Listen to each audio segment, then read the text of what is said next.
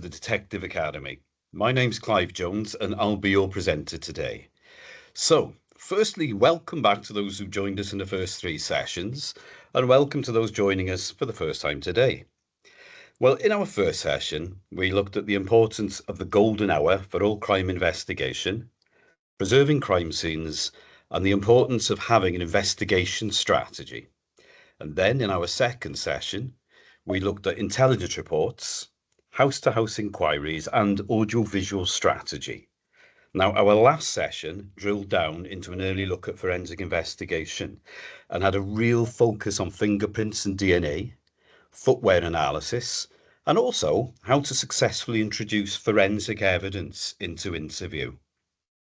Now, for those of you joining us for the first time today, the Detective Academy is aimed at investigators predominantly at detective constable and detective sergeant level, but can act as a refresher for any officer involved with investigations. So each session covers 2 or 3 topics, and we spend about 10 minutes on each and really focus on how it's used operationally. So these sessions are brought to you by 999 Learning, one of the leading providers of e-learning for police examinations, and by Police Oracle. Now, at conclusion of the presentation today, I'll stay online for 10 minutes to answer any questions or simply have a chat about what we've covered today or anything covered in the previous sessions. I'm also keen to know what areas that you'd like covered in future webinars. So if there are any areas that you'd like to be covered, then please let me know and I can feed that back to the team for you. If I could just make a small request, if you could just check your microphones for me and pop them onto mute, please. It's just to reduce noise pollution and minimize disruption. So if you could knock your mics off for the time being, I'd appreciate that, yeah?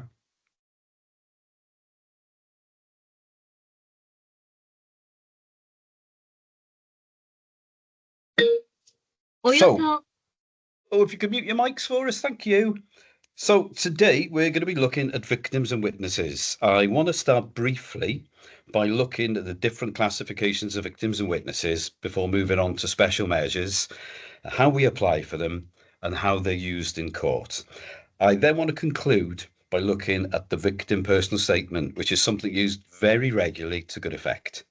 I want us to have an understanding of the true importance of the victim personal statement and the significant impact that it can make.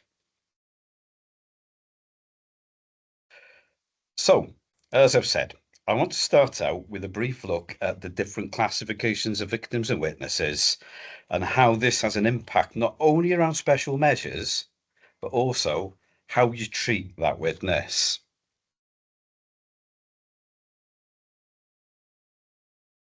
Now, being a witness or victim of crime can be a distressing experience. It can affect the victim physically, emotionally, and psychologically, and is often a combination of all three. So the effects, however, may not be immediately apparent, especially when it comes to psychological trauma. And this is often known as post-traumatic stress, which is whereby the victim or witness you met during the incident, who perhaps seemed confident at that time affected, is quite a different person a few hours later, or when you speak to them the following day or in future. So each victim and witness will respond differently, which is why at the early stages of an investigation, you need to identify what welfare support they require and how it can be delivered for them. So remember, your witness or victim is key to your investigation, and the treatment of them could well be the difference between a conviction or somebody walking free. This is likely one of the only times that person will be involved in a police investigation. It's likely they've never attended court, nor given evidence before, and it really can be quite a frightening experience. And this is on top of the crime that they've witnessed or been a victim of. So classifying a victim can greatly assist in how they're dealt with to obtain best evidence and allowing the correct care and management to be put into place to support them. Now, when I speak of classification, I want to stress that each victim and witness will have their own needs and requirements. It's not the case that each victim and witness must always fit snugly into their classifications. And as I've said, each person will react differently and have different requirements accordingly. So, for example, one witness may request simply to be kept up to date with the investigation by email once a month, and that's fine if that's what they want. Whereas others may need face-to-face meeting and assistance in explaining the process from how the suspect gets charged or how a trial works and their role in it. And of course, there are many other support organisations that assist in this, and it's important that you're aware of them and that you use them. So let's have a look how to obtain the most accurate and reliable accounts. Now, I'm not going to cover it in this session as there are other areas that I want to look at with you, but yourself as an investigator will need to make a decision as how to best manage your witness or victim to obtain the most accurate and reliable account to achieve best evidence. In many cases, a written or typed MG11 statement of evidence or witness statement will be sufficient, specifically around volume crime and lower level offences. The victim may, of course, be upset by what's happened, but the information and support from yourself means that it can be captured in a standard statement. Now, this isn't to say that the level of crime should solely dictate the decision on how an account is obtained, but there is a balance that needs to be struck. So, for example, the unwitnessed theft of a bicycle. Let's say it was left outside a house for several days, and that could be upsetting for the loser, obviously. But is it practical to obtain the statement in a designated suite through video interviewing? In these circumstances, no, not really, and perhaps not. It's far more likely that you would obtain a statement in this respect. However, certain crimes, usually of a more serious nature, will require different methods to be used. This will likely be the use of audio video recorded interview. However, whatever method is adopted, it's essential to plan and structure the interview to obtain the most accurate and reliable account that's available to you. So I'm going to have a look at significant witnesses. So it brings me nicely onto the classification of different types of witness. It's really important that you try and classify witnesses as early as possible. Now, specifically, whether they're significant, vulnerable, or intimidated. So, why classify witnesses? Well, because this will direct your method of recording their evidence, to be put in place, and it'll allow the provision of special measures, which we'll cover shortly. Now, classifications of a witness should be applied with a certain level of fluidity and flexibility. One must accept that a vulnerable witness may be intimidated, or a witness who's shown no intimidation may subsequently become intimidated, for example, owing to the development with an investigation. However, a general classification will always assist. So, firstly then, folks, what do we mean by the term significant witness or key witness? Well, this is a witness who has witnessed, whether visually or audibly, an indictable offence or significant incidents in and around the offence. Imagine a member of the public who's walking their dog when they hear gunshots in a bank, and then witness three masked men run out, hear a conversation where the words "Simon, get into the car" are shouted, and they see an Audi Q4 drive off at speed. Now, although our witness hasn't seen the actual bank robbery take place, as they're not in the bank, they have witnessed the aftermath and getaway, and capturing their evidence in the best form will be key. Hence, they're a significant witness, and therefore you'll want to achieve best evidence, usually by capturing a recollection of the incident on video recording. So I'm going to take you forward and look at applying four special measures in court. Now, certain witnesses require more support when it comes to the investigation.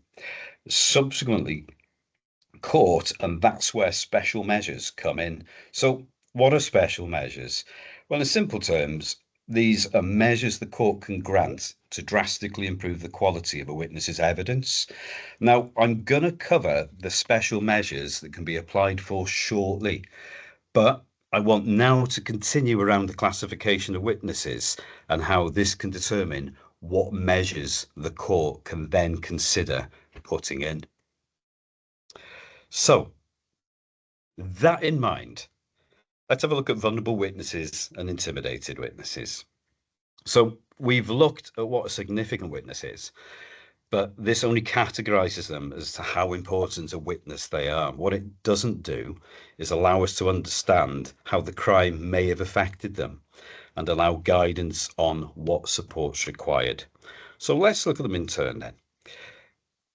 A vulnerable witness is a witness who's deemed vulnerable or perhaps is in need of greater support. Now, children are defined as vulnerable by reason of their age.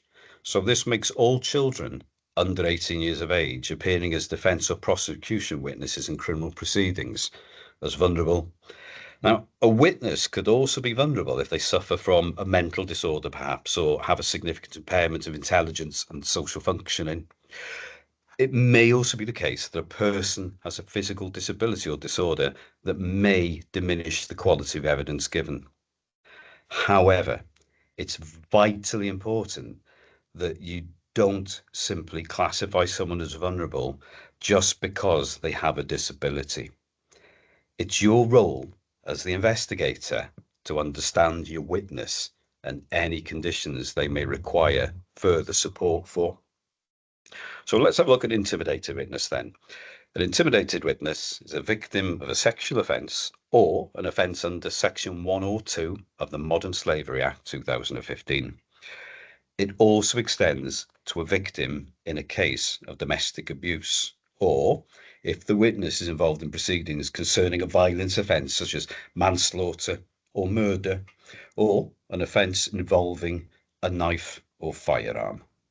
Now, it could also be the case that a vulnerable witness could also be an intimidated witness and vice versa. There's really no hard and fast rule, which is why understanding the needs and concerns of your victims and witnesses at an early stage is really beneficial to them and to yourself as an investigator. But by classifying witnesses as vulnerable or intimidated means that they're immediately eligible for special measures to be considered. So it's important to state that it doesn't automatically mean that the court will grant them, as the court must satisfy itself that the special measure or a combination of special measures is likely to maximise the quality of the witness's evidence. What it does mean, however, is that applications will have to be considered. So let's have a little look at other witnesses then. So what about them? What about witnesses that may not fit into these categories?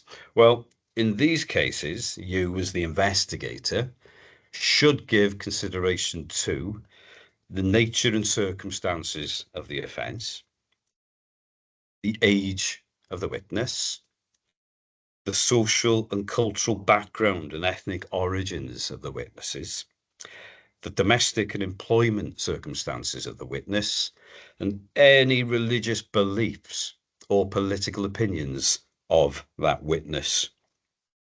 Now, it may be on this basis that you think the special measures would be of benefit. So this is why it's vital to hold these conversations as early as possible with victims and or witnesses, respectively. But what special measures, as I've referred to, are available? Well, the Youth Justice and Criminal Evidence Act 1999 introduced a range of measures that can be used to greatly improve the quality of evidence by vulnerable and intimidated witnesses, which are called special measures. Now, the Code of Practice for Victims of Crime, also known as the Victims Code, outlines that the judge or magistrate will decide whether special measures should be granted following a request from the prosecutor. So the witness care unit will tell the judges or magistrates decision, and the Majesty's Courts and Tribunal Service court staff will ensure that any special measures are granted are available for the victim or the witness of the court. So special measures themselves then. Let's have a look at what's available, and it's not an exhaustive list. We could use screens as special measures. So a screen would be whereby the witness is screened from the accused so that they don't have to see them. They could consider giving evidence by live link, again, as a special measure to protect the witness or the victim. They could also consider giving evidence in private. They may also implement the removal of wigs and gowns by judges and barristers to make it less intimidating and daunting for the witness or the victim. They could also consider the use of video recorded interviews as evidence in chief, pre-trial recorded cross-examination, communication support through intermediaries, or the use of special communication aids, again to facilitate the process as a special or protective measure for your witness or your victim accordingly. Now, it could also be that a combination of special measures is appropriate. So, for example, a vulnerable witness may give evidence from behind a screen, as well as getting assistance with their communication by an intermediary. So remember, the purpose of special measures is to allow witnesses and victims to maximise the quality of their evidence and provide best evidence possible. But practically, how do we, as investigators, go about requesting consideration for special measures? Well, we'll have a look at that now. So this, folks, within the UK is what's known as an MG2. So when we're going to consider a witness application for special measures pro forma, the witness assessment for special measures is documented on this MG2 form. Now, this is completed with your case file. So as you can see on the screen, here's an example of a paper MG2. Although it's recognised that most of the assessments for special measures are now recorded in your case file system, so electronically, if you will, but the principle remains exactly the same. You'll be asked to supply key details, such as details of your witness and whether they're vulnerable or intimidated, to explain briefly the nature of the vulnerability and how special measures will improve the quality of their evidence. You'll also be asked for any evidence of the disorder or impairment, fear or distress, and the effect that this will have on your victim or witness on them giving evidence at court. Now, which special measures would be appropriate to address their specific needs, as well as views of those involved in the case, will also be required, and whether a special measures meeting is required. So the first points are self-explanatory, but I'm just going to dwell on what do we mean by a special measures meeting? Well, early discussions with a prosecutor by the investigator can be extremely beneficial and should even be considered pre-charge. Now, although the MG2 will contain all of the information, it may be that a meeting will allow the prosecutor a better understanding of the needs of the witness and why those special measures are being applied for. So an early special measures meeting is applied for by the police and will take place during the investigation. So that meeting is to, if you like, facilitate the best interests in representing that witness. Now, for the majority of cases, you, as an investigator, will be updating the prosecutor, but there may be occasions such as, for example, a case of rape, where the prosecutor, in conjunction with yourself, may arrange for a telephone conversation or a meeting to further discuss the victim's needs and requirements. So remember, it's vital that any discussions that you have with your prosecutor around this element are recorded and documented, because I'm sure he's aware if it isn't written down, it didn't happen. So that aspect is really important for everybody concerned. Now, following any discussion that you have, police should inform the witness of the decisions which are made by the prosecutor. So special measures for certain witnesses can have an enormous benefit on your case. One can only imagine the stress and fear a domestic or sexual abuse victim, for example, would feel having to face the assailant in the court. By understanding these measures and how you can apply equipped to support your witness and allow the best evidence possible to be presented during the trial by them. So leads me on to our final section, the victim personal statement. Now, you'll undoubtedly all be aware of what a victim personal statement is. Very likely worked with victims who produced them. However, I want to take a look at the victim personal statement in a little bit more detail and specifically understand the potential meteoric impact that this can have when presented to the court. So, what's a victim personal statement? Victim personal statement gives the opportunity for the victim to explain in their own words the impact the crime has had on them and their family. It's the victim's way of telling the court about the crime they've suffered and the true impact it's had on them. It also helps criminal justice agencies make decisions on the support and the services the victims and their family may need. And making a victim personal statement can be traumatic for victims. It requires them to reflect on the offences and how it's impacted their life. Families of deceased victims in particular often invest a lot of time and emotion in writing their statements because they feel they owe it to their loved ones and to speak out on their behalf. So many victims value the opportunity to make a victim personal statement. It's important that they're given the opportunity to do this. Now, the questions about what it involves, who will see it, and what purpose of it is should be clearly and consistently answered from the outset. We need to be open and honest in this respect so they can make an informed decision on how they want to proceed. So let's have a look at when can a victim personal statement be made? So all victims who report a crime are entitled to make a victim personal statement, and this can be made at the same time that they've given their witness statements to police.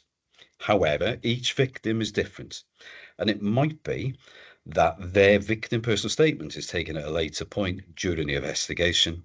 So this may be the case when they're a victim of a serious crime, including bereaved close relatives, if they're persistently targeted or vulnerable or an intimidated witness. So victims should be first offered, corrections should be first offered the opportunity to make a victim personal statement at the same time as giving a witness statement to the police. The victim should also be made aware at this time they have the opportunity to make a further statement later in the course of proceedings to reflect any ongoing impact, to clarify points, or to provide the court with additional information. Victims, however, need to be informed that once a victim personal statement made, is whatever stage that may be, that it can't be altered or withdrawn as it forms part of the court papers. It's subject to disclosure and part of the evidential chain. So let's have a look at what goes into a victim personal statement. So your victim personal statement could mention any physical, financial, emotional, or psychological injury they've suffered and or any treatment they may have received as a result of the crime. Now, whether the victim feels vulnerable or intimidated, whether they feel unsafe, the impact on the family, and how the quality of life may have changed since the incident. It's also important to outline what a victim personal statement must not contain. So this means that it shouldn't include thoughts or opinions on how the alleged offender should be punished. That's for the magistrate or judge to decide.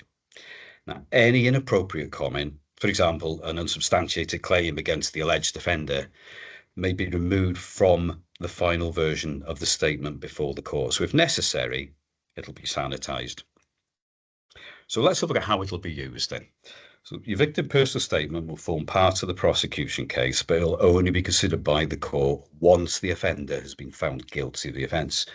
So the victim personal statement won't affect the nature of the sentence, but will assist the judge to make a better informed decision on sentencing by taking into account the overall effect the crime has had on the victim. When assessing the nature and seriousness of the offender's actions, courts will take into account the physical, emotional, and financial harm caused to a victim or his or her family. And whilst the court's aware of the likely impact of most offences, the victim personal statement can help them understand better. So, in other words, it can help them understand how the crime has personally affected the victims. So, when sentencing, the court will consider a raft of information available, such as pre-sentence reports, reports from psychologists or psychiatrists about the offender, medical reports of the victims, any aggravating factors, and any mitigation put forward by the offender which relates to the personal circumstances at the time the offence was committed. Now, at the time of sentencing, the victim personal statement may be read out loud to the court, either in full or in part. Now, under the Victims Code, the victim themselves have the right to read it out, or if the court agrees, someone else can read it on their behalf. There have also been times when it can be played in court. So victims should be informed that they decide, or should they decide, to read the victim personal statement out in court or have it read out by a third party, then the contents could be reported on by the media. So naturally, if the victim's under 18, then the parent or guardian, say, will state whether they wish to read it out themselves or have it read out on their behalf. It's also important to remember that victim personal statements can be made to advise a parole board considering releasing an offender or changing their custodial conditions. Now, this will be a further victim personal statement to the one made in court, outlining their concerns and the impact that this will have on them. So, folks, I'm going to conclude by looking at a short extract from a victim personal statement. This statement's from a lady named Katie Piper, who unfortunately was the victim of an acid attack by a former boyfriend in 2009. The reason I've chosen this extract is because I think it demonstrates the absolute power of a victim personal statement has in allowing a true understanding of the devastating effect of such a crime on the victim.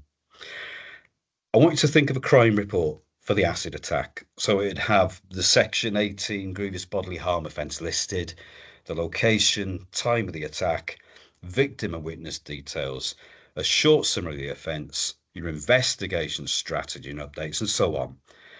The interview with the victim would cover the attack and the identification, and your case papers would reflect all of that in great detail. So the prosecutor would have sufficient evidence to secure a conviction. But it isn't until those words of the victim personal statement are read out that one can truly have an understanding of what your victim has gone through. This is their chance to inform the court, their assailants, and all of those that listen as to how it affected them. So let's have a look at an extract from that statement. So imagine now if the victim or their designated third party, in this case myself, were now reading this victim impact statement out at court, or the personal statement. When acid was thrown at me, it felt like I was burning in hell. It was indescribable, unique, torturous pain. I've lost my life, my future, my career, my spirit, my body, my looks, my dignity. All I'm left with is an empty shell. A part of me has died that will never come back. This is worse than death. Now, if you reflect on those words, I'd suggest that that statement is as impactful as any words could ever be. That, folks, is the beauty and the benefit of such a statement. So that brings us to the end of this session. In concluding the session today, what I would say is there's so much more that we can learn about around dealing with victims and witnesses. But do you know what? The better understanding we have of their personal circumstances, that supports us greatly in our investigations.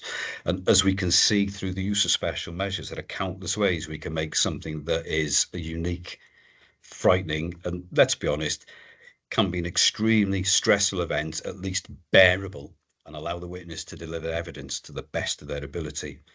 So the victim personal statement is such a powerful tool in giving a voice to your victim, not just the facts of the case, but the effect that it's had on them and their loved ones. So, again, I hope you've enjoyed the session and you found some benefit in it. If so, in the Detective Academy, we cover all areas of dealing with victims and witnesses, such as planning witness interviews, child witnesses, look closer at how to deal with significant witnesses, how to properly conduct investigative interviews, and much more. So, looking forward to next week, we're going to look at some of the orders and injunctions available to investigators, including how we can apply for them. So, hopefully, you can join us. It'd be good to have you logged in. Until then, thanks very much for being here with me today. And please take good care of yourselves. Thanks very much for your time.